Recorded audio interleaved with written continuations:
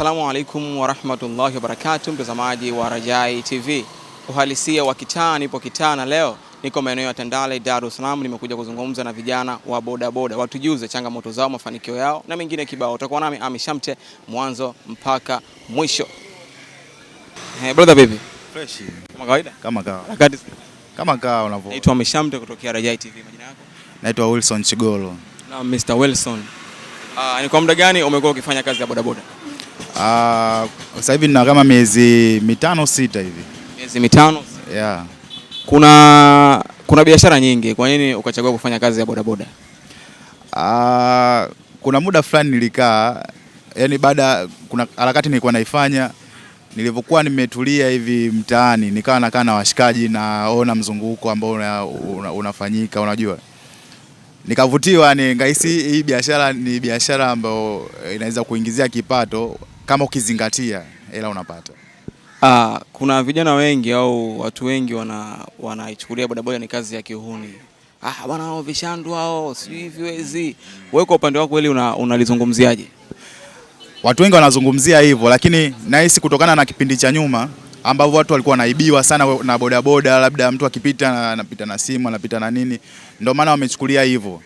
Lakini bodaboda ni kazi kama kazi nyingine, yani kazi kama kazi nyingine. Inawezekana hata kuna mtu anafanya kazi sehemu fulani, kazi ya ofisini, bodaboda anampita kwa hela ambayo anapata kwa mwezi.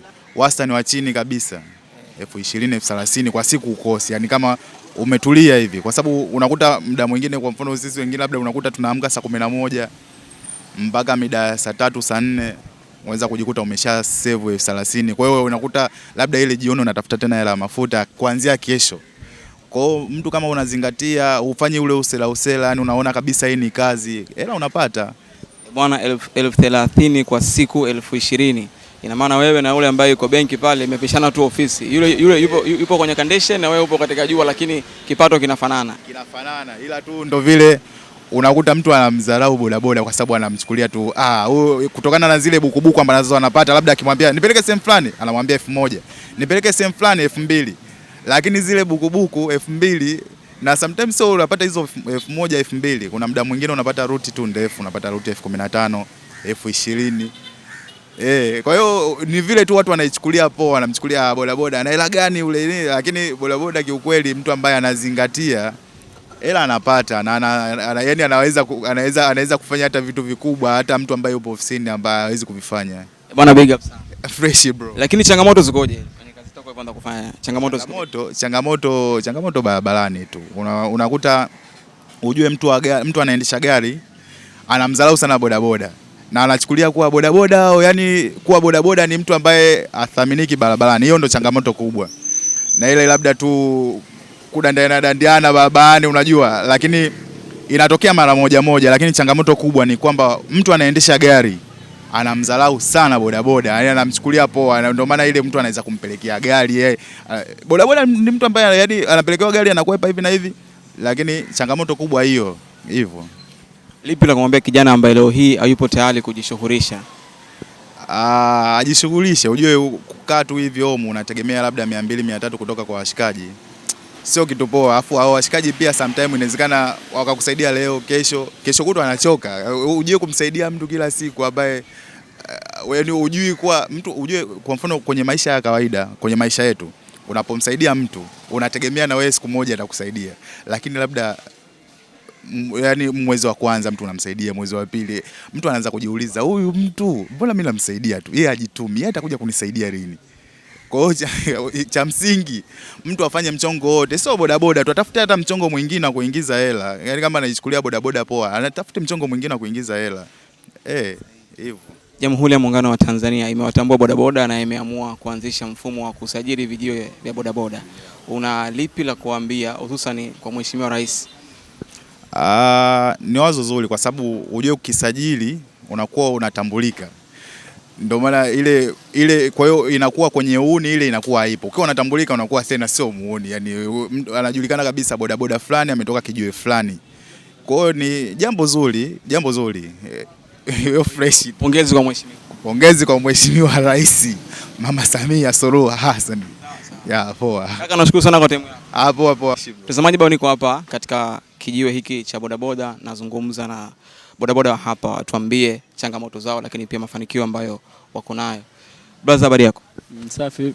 Uko poa kabisa? Namshukuru Mungu, si wewe? Mimi niko salama kabisa. Naitwa Mishamte kutokea Rajai TV. Majina yako? Naitwa Suleiman. Naam, bwana Suleiman. Ni kwa muda gani umekuwa unafanya kazi ya bodaboda?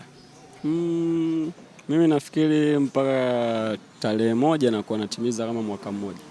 Natimiza kama mwaka mmoja. Si safari ndogo, ni safari ndefu pia kwa mwaka ya. Namshukuru Mungu. Biashara inaendaje? Alhamdulillah, hivyo hivyo mdogo mdogo siku zinakwenda. Unajua kuna biashara ambayo ina changamoto nyingi, lakini tunamshukuru Mwenyezi Mungu tunasogea mdogo mdogo hivyo hivyo. Bwana Suleiman, kuna kazi nyingi ambazo mtu unaweza kufanya. Kwa nini ukachagua kufanya kazi ya bodaboda? Unajua kabla biashara inabidi kidogo utulize akili. Naangalia changamoto za hiyo biashara, faida pia na baadhi ya vitu vingine ambavyo vinaizunguka hiyo biashara kiujumla. Kwa hiyo kwa upeo wangu akili, kwa uwezo wangu pia ambao inawezekana biashara gani ambao unaweza ukaifanya, kwa mimi nimeona hii inakuwa ni rahisi zaidi kwa upande wangu. Lakini kipato kikoje? Huenda ikawa ni rahisi lakini haikizi mahitaji yako. Je, hii kazi ni rahisi kwa upande wako? Je, inakizi mahitaji yako? Tunamshukuru Mwenyezi Mungu.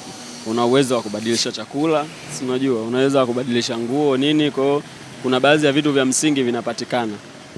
Changamoto zikoje? Na imani kila katika mafanikio au katika kazi ukosi changamoto. Bodaboda changamoto zake ziko vipi? Kwa hata kama leo hii mtu anataka kufanya hii kazi, ajue kabisa anaingia kwenye kazi ya aina hii. Sisi bwana, changamoto tunazo nyingi, lakini tu nyingine tunashukuru Mwenyezi Mungu anazipambania. Unajua kuna baadhi ya vitu vinatokea, unajua kabisa huu sio uwezo wangu binafsi.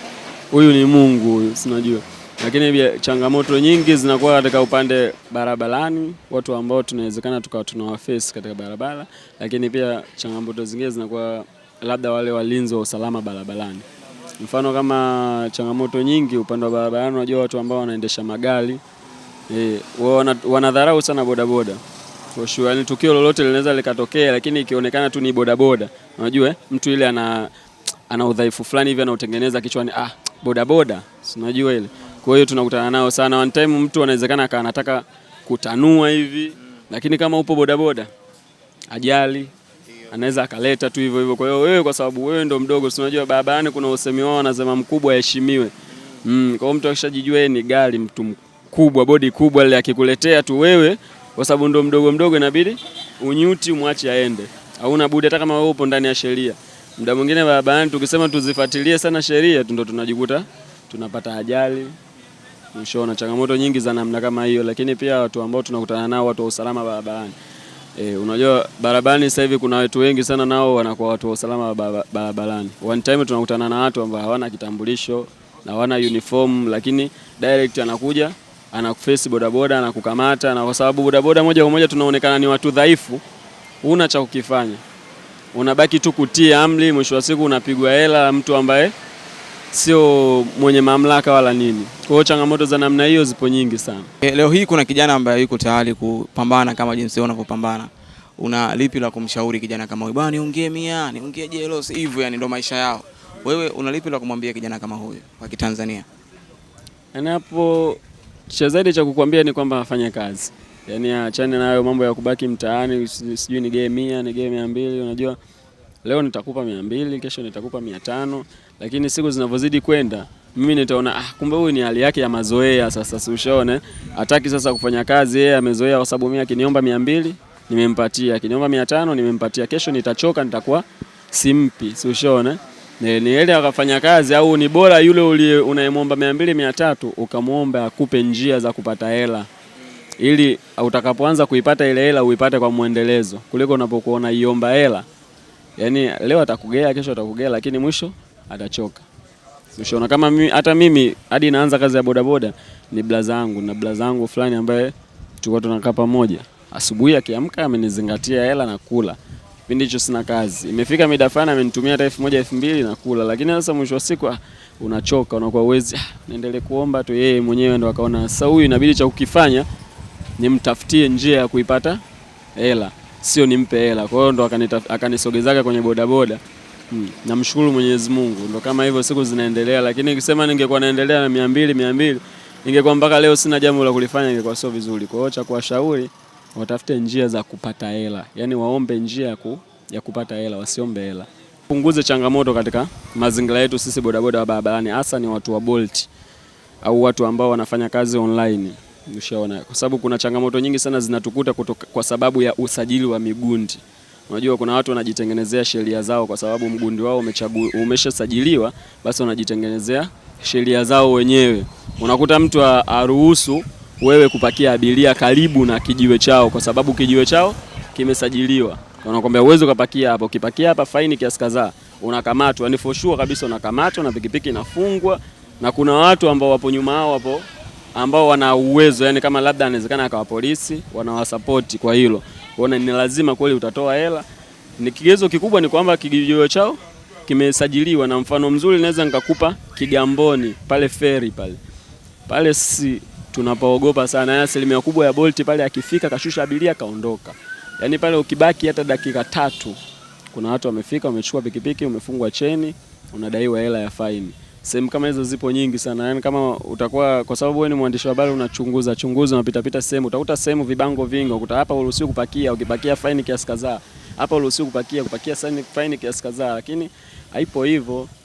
Mwisho wa siku mimi nakuja kumchukua abiria wa online, sio yule abiria ambaye ilibidi aje kupanda pikipiki yako. Tushone. Kwa maana mimi ilibidi niruhusiwe popote, nishushe, nipakie, ili madi nimelinda usalama wa barabarani. Yani sijavunja ile sheria barabarani, kwa maana nimetafuta sehemu nzuri sahihi, nimepaki pikipiki, nimempakiza abiria wangu au nimemshusha abiria wangu.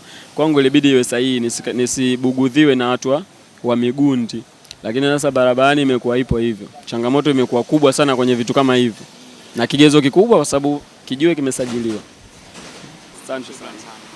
Mtazamaji, niko hapa Tandale katika mgundi wa bodaboda. Nadhani umeweza kuwasikia vijana wa hapa jinsi gani walivyofunguka, lakini pia bodaboda ni kazi kama kazi nyingine. Kwa siku unaweza ukafunga na hesabu kuanzia 20,000 hadi 30,000, si jambo dogo. Hivyo nakataka kwa kijana ambaye uko nyumbani hautaki kujishughulisha, kujiunga na bodaboda ili uweze kupata hizo fursa za kuendesha maisha. Ulikuwa nami Ami Shamte mwanzo mpaka mwisho. Na hii ni Rajai TV, pia kamera wangu Khatwib, bila kusahau timu nzima ya Rajai TV. Nikukumbusha kusubscribe, ku like na ku comment. Nikutakia siku njema. Asante.